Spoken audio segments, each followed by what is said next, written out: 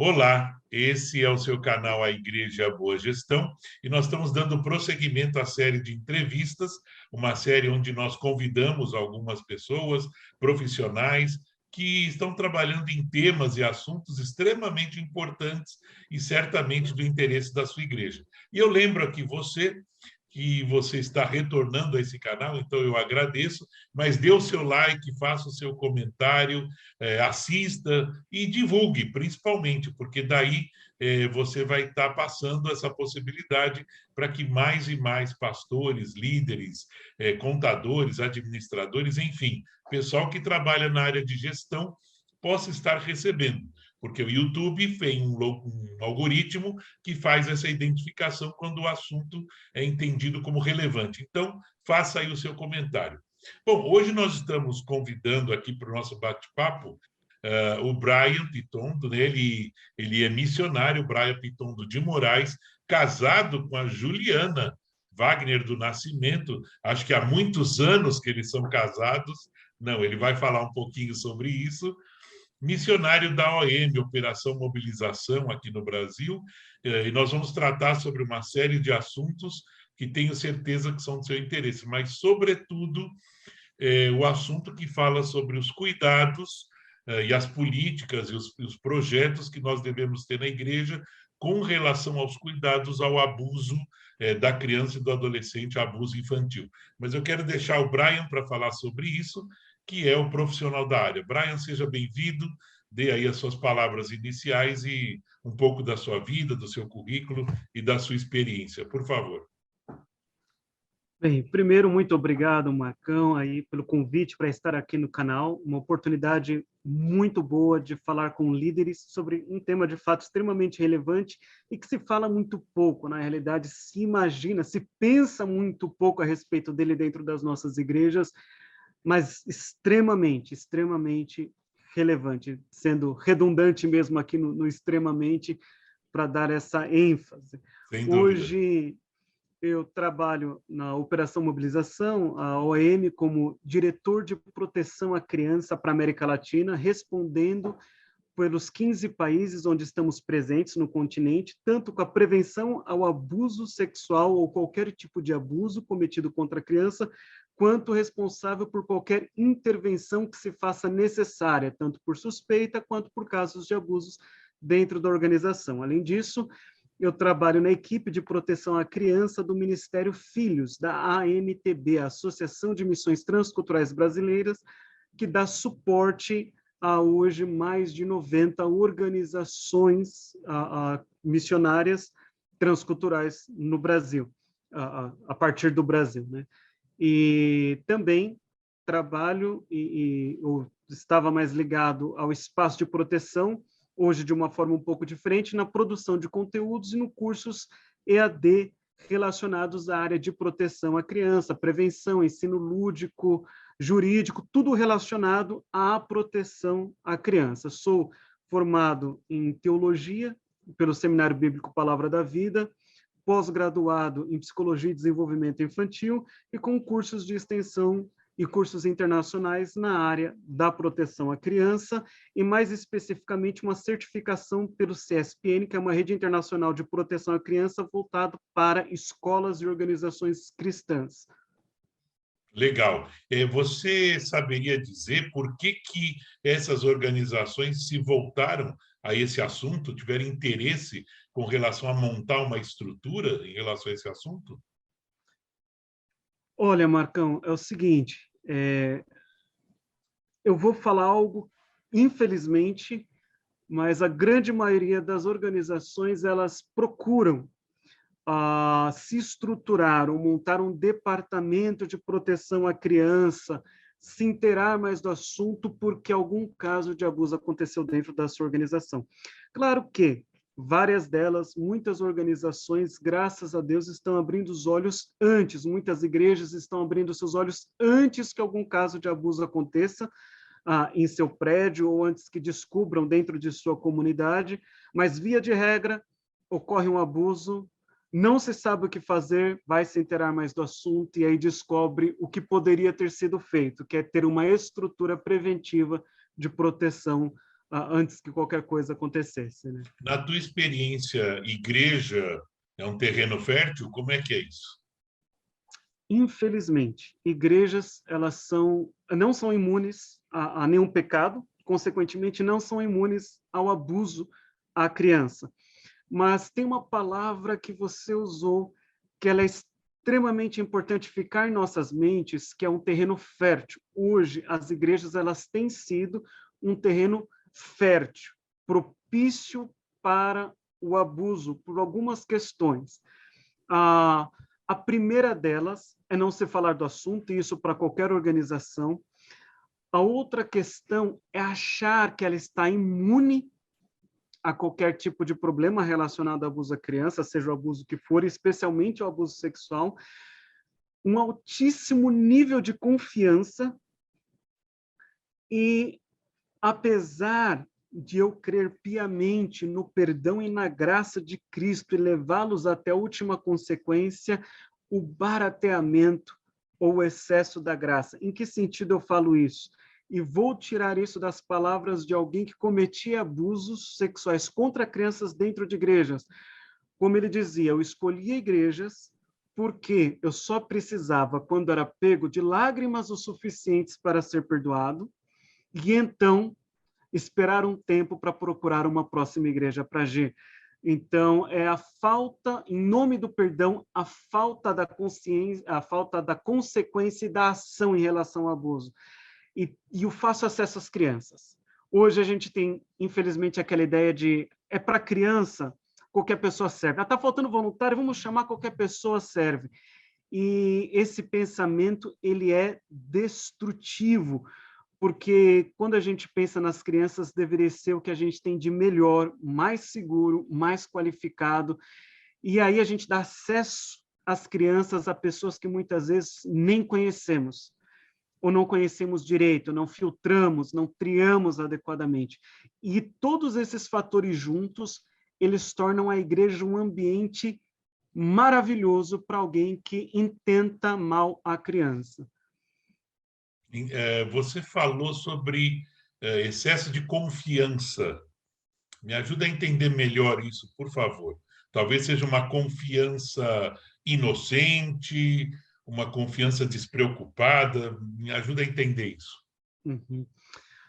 Para que o abuso aconteça, a gente pensa no aliciamento como o processo de aliciar ou ganhar a criança. Fato, faz parte. Mas o processo do aliciamento numa comunidade é exatamente de ganhar a confiança da comunidade. E quando uma pessoa chega na igreja com uma história bonita, com um testemunho bonito e tudo mais, automaticamente a gente já atribui a essa pessoa o nível de confiança. Não, veio de outra igreja, cristão há 20 anos, a gente não precisa se preocupar. Tem bom testemunho, está tudo tranquilo. E muitas vezes a gente não vai fazer uma triagem, a gente não vai checar referências antes de colocar no Ministério Infantil, a gente sequer considera a possibilidade de fazer uma checagem de antecedentes criminais de alguém antes de pôr com as crianças.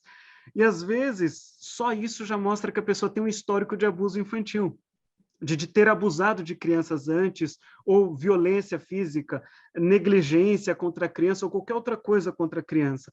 Mas, às vezes, o simples fato de já ter tempo de outra igreja, a gente já atribui isso. Ou, por exemplo, o que é mais grave ainda, a gente não questiona, muitas vezes, um líder. A gente até vê atitudes suspeitas, mas não. Um líder de uma igreja jamais faria algo.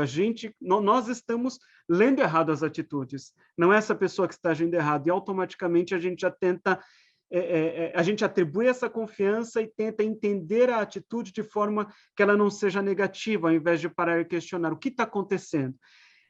É nesse sentido, é atribuir direto um nível de confiança para a pessoa por um histórico sem checar, sem ir atrás, sem triar, e não questionar quando alguém que já tem uma determinada posição tem alguma atitude estranha.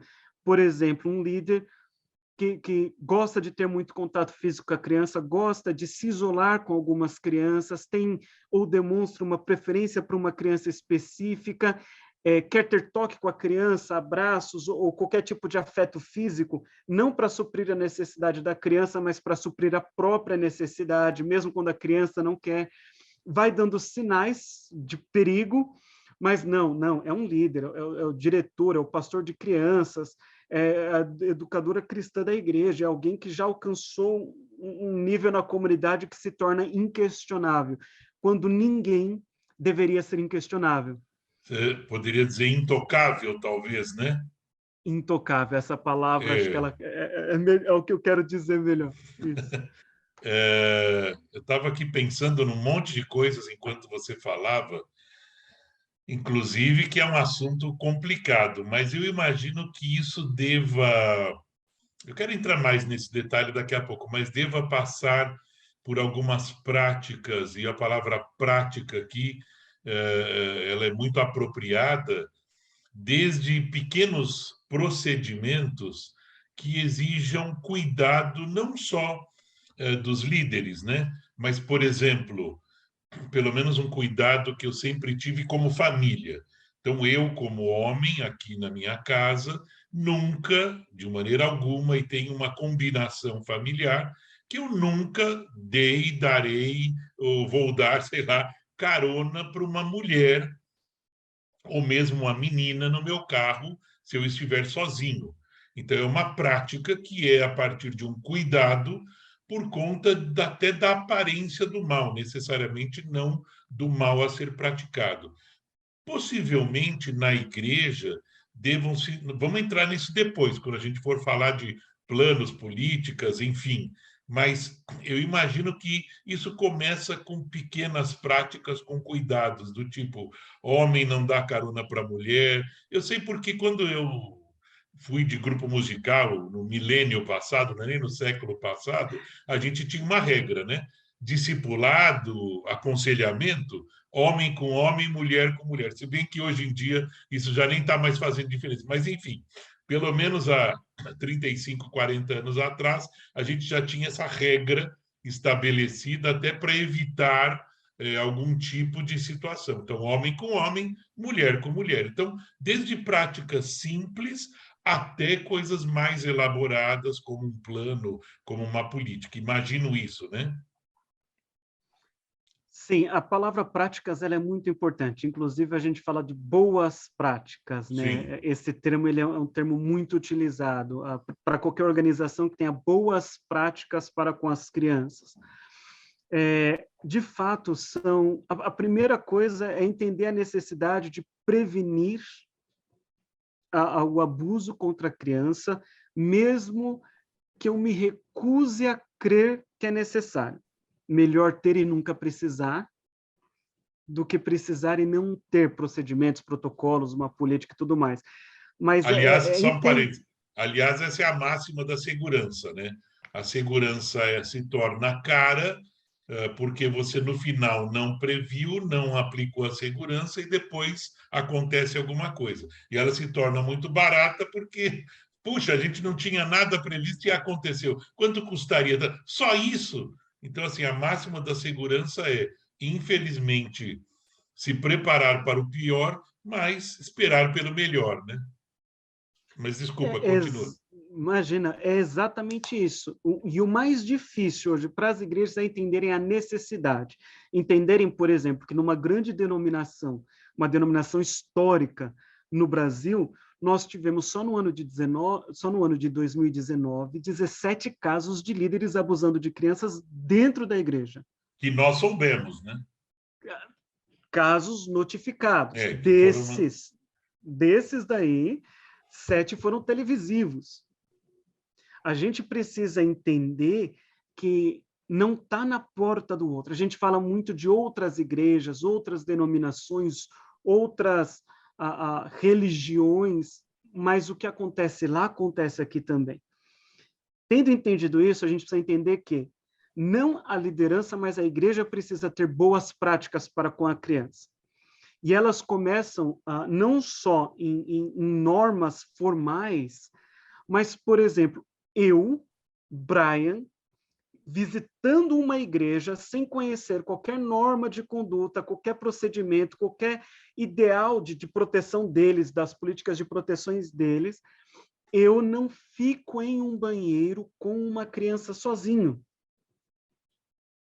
Se eu entrar e perceber a presença de uma criança, se estiver dentro do box, abriu depois, não via outro caso, entrei e sei que tem uma criança ali dentro, ou eu me retiro e chamo alguém, ou eu espero um outro adulto chegar para ir para o banheiro, ou eu espero a criança sair para que eu entre.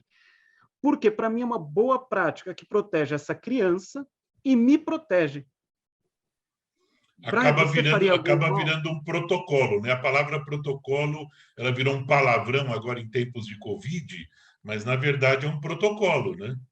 E que funciona no dia a dia. Sim. Se eu vejo que uma criança vai precisar ser trocada, vai precisar ser exposta de alguma forma, eu não preciso de normas para saber que é inadequado que eu exponha ou me exponha à nudez dessa criança sozinha, ou que eu leve essa criança para um ambiente isolado. Então, vai muito além do que é formal. A consciência de proteção na igreja já faz muita diferença e tem que partir do corpo como um todo. Mas, para isso, a gente precisa entender que o abuso é sério, que ele existe. Tá, espera um Então, pouquinho, não deixa eu seguir uma linha aqui, senão a gente. Eu estava pensando nesse assunto antes de falar com você, e eu acho que nós temos antecedentes aí. Você falou algo muito importante. Muito provavelmente algumas coisas que a gente deveria aprender em casa para depois sim, fazer do lado de fora, né? Eu creio que nós temos alguns antecedentes nessa visão. O primeiro deles é que os pais precisam educar os seus filhos. Então, nós estamos esbarrando já num assunto extremamente delicado, porque os pais não se responsabilizam pela educação. Os filhos não são educados, crescem sem esse conhecimento de dentro de casa e fazem do lado de fora, sabe-se lá o quê. Então, já é um primeiro assunto delicado, que é a educação que deveria ter-se dentro de casa, e não existe, infelizmente, hoje. Aliás, há muito tempo.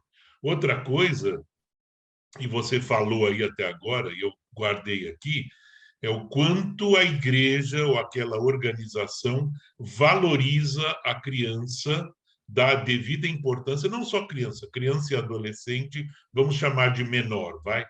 A criança ou grupos, sei lá, podem ser qualquer outros grupos, mas o quanto a igreja valoriza aquilo. Isso interfere diretamente no espaço que é concedido à criança, na pessoa que é destinada a que cuide dela, enfim, uma série de outras questões. E algo que você também falou, e aí também me preocupa muito, o quanto a igreja está disposta a ser transparente no trato de questões delicadas como essa. Porque você falou aí, na entrelinha das suas frases, você falou sobre isso.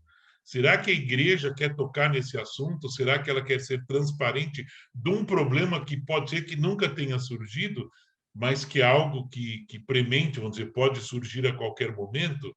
E aí vou mais além, né? Me perdoe, você como teólogo vai entender. Será que a nossa igreja, seja ela qual for, está preparada para agir com pessoas que de fato são crentes de verdade? Porque no final acaba caindo nisso, né? Se a pessoa vive um evangelho verdadeiro, o resto é decorrência. Vai haver educação de filhos, vai haver uma preocupação de tratar de assuntos assim, e que haverá transparência na igreja, né? Não sei, penso que é uma linha de raciocínio nesse sentido, né? Eu posso adicionar mais uma Pode, coisa? Se a gente lógico. está fazendo uma lista aí, tem todas essas questões e, fora isso, tem a questão legal. Sim, Eu estou aí falando da igreja acresce-se precisa de consciência e tal, mas além da independente. consciência, existe a lei, Sim, que é muito, muito clara. Então, quando a gente olha para o artigo 70b do ECA, a gente vai sim. descobrir ECA, que perdão, toda... ECA, para quem não sabe, É o Estatuto da Criança e do Adolescente. Aliás, toda vez que eu falo criança, eu estou tratando da criança e do adolescente. Geralmente eu falo isso no início, eu esqueci de pontuar. sem problema. Obrigado por chamar atenção para isso. Então, o Estatuto da Criança e do Adolescente, ele, em seu artigo 70b, ele vai definir o seguinte, que toda entidade pública ou privada que atue nas áreas referidas no artigo 71, eu vou dizer quais são essas áreas, devem contar em seus quadros com alguém capaz. Então, está aqui, pessoas capacitadas a reconhecer e comunicar ao Conselho Tutelar suspeitas e casos de maus tratos praticados contra a criança e o adolescente. Aí a gente vai ali para um outro parágrafo que vai dizer que são igualmente responsáveis pela comunicação as pessoas encarregadas do cuidado, assistência ou guarda da criança e adolescente, ou seja, a entidade e as pessoas que estão com as crianças, seja entidades de cultura, lazer, esportes, diversão, espetáculos, produtos, serviços que tratem da criança de forma específica, de acordo com a sua fase peculiar de desenvolvimento. O que a gente está falando? Se você tem um programa ou qualquer coisa específica para criança, você tem que ter alguém que saiba o que fazer em caso de suspeita ou caso aqui eu vou usar a palavra abuso ou violência contra a criança, seja qual for, né, qualquer tipo de maus tratos.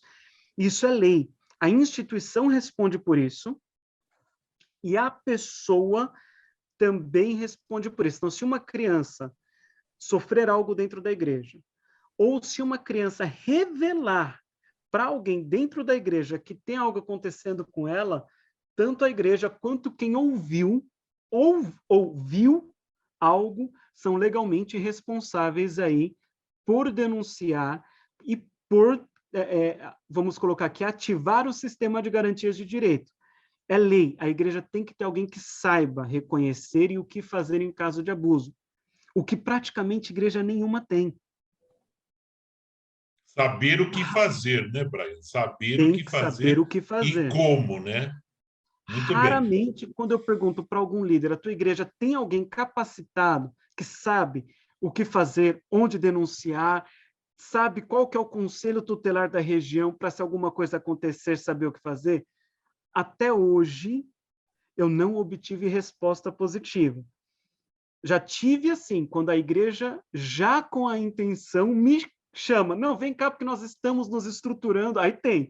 Mas quando eu pergunto aleatoriamente, a resposta sempre foi não. Ou pelo menos a igreja não sabe se existe alguém lá com esse conhecimento. Sim. Eu, de alguma maneira, tinha um trabalho lá na igreja que era guarda-chuva.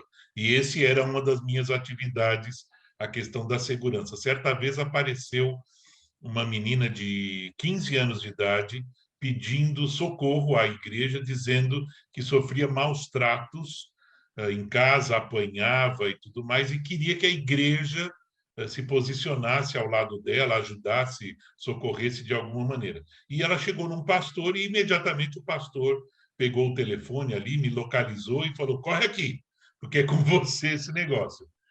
E chegando ali, eu falei: olha, muita calma nessa hora, ela é menor de idade, nós não podemos fazer nada senão, e quando muito, podemos dar aqui um prato de comida para ela agora, mas eu vou entrar em contato imediatamente com o Conselho Tutelar, porque o Conselho Tutelar é que vai me dar as diretrizes de como nós devemos proceder, enfim. E, ao final, caminhamos nesse sentido. O Conselho Tutelar mandou uma viatura, e essa viatura é que a conduziu para o conselho. Não demos carona, não colocamos ela no carro de ninguém, não quisemos fazer o bem, porque às vezes a pessoa entra nisso, né? Ai, vamos fazer o bem, vamos amar essa pessoa, e aí acaba se envolvendo com um menor e acaba incorrendo até em crime. Brian, deixa eu fazer uma pergunta, vamos tentar já para um caminho aí. Existe algum curso, existe algo que tem nesse sentido? O que existe aí para ajudar os nossos pastores, líderes e administradores? Tá. Existem cursos, tanto cursos quanto um livro que eu vou indicar aqui, que vão ensinar uma igreja ou uma organização a se estruturar com protocolos, ter um documento chamado de Política de Proteção à Criança e Adolescente, que vai definir todos os procedimentos, os protocolos necessários, tanto na prevenção quanto na intervenção em casos de abuso. vão ajudar a entender como ensinar a criança de maneira lúdica. Às vezes, a criança não aprende autoproteção em casa, mas no programa da igreja, com autorização dos pais, a gente pode incluir, sim, e tem igrejas fazendo isso com excelência e com cuidado, e assim construir o que a gente chama de barreiras que protegem a criança do abuso. O livro, acho que hoje o único que eu consigo indicar para igrejas especificamente em português é o Sempre Alerta. Eu posso colocar, tem ele aqui, ó. Aqui, ó. Por favor. Tenho Esse ele livro é aqui. muito bom, ele é para o contexto de igreja americana, então você tem que pegar os princípios. Eu vou colocar na E descrição do vídeo, eu vou colocar as informações dele. Não estou ganhando isso, nada com isso. nem você nem eu, poderíamos, É. hein? Não, propaganda aí gratuita, mas você vai ter que dar uma adaptada. Então, é bom Sem você saber dúvida. que vai ler um livro bem americano para o contexto de igreja bem americana, mas ele é maravilhoso. Outro que eu indico, não só por fazer parte, mas, de fato, você não vai encontrar algo tão completo em português para cursos, é o Espaço de Proteção. Então, espaçodeproteção.com.br, você vai encontrar uma série de cursos na área da proteção, aqueles cursos que eu citei por áreas, e o curso completo que tem todas as áreas da proteção à criança ali. Para Tá, quem está vendo aqui só uma agora, coisa, a gente pode colocar na descrição do vídeo todos os links, todas as informações, é possível? por favor, pode Ok, pôr sim, inclusive pode pôr pode pôr na descrição que no espaço de proteção.com.br, qualquer curso da plataforma, tá? Não os outros cursos ao sim. vivo que tem, os da plataforma, se você usar o cupom Brian15, você tem 15% de desconto, que Opa, já é uma legal, boa muito ajuda. bom, já Então, é. Brian15, e ali você tem, inclusive, referências jurídicas. O curso do jurídico tem sido acessado por advogados e eles olham e dizem o quanto foi importante. Pediatra, assistentes sociais, até mesmo conselheiros tutelares já foram para esse curso e o feedback tem sido muito positivo porque ele é, de fato, completo na área da prevenção ao abuso sexual contra a criança. Fantástico. Brian, E, só uma coisa, eu vou ter que cortar, você me perdoe. opa, Nós já estamos no final do nosso tempo aqui e eu quero falar algo muito importante, não quero deixar de passar.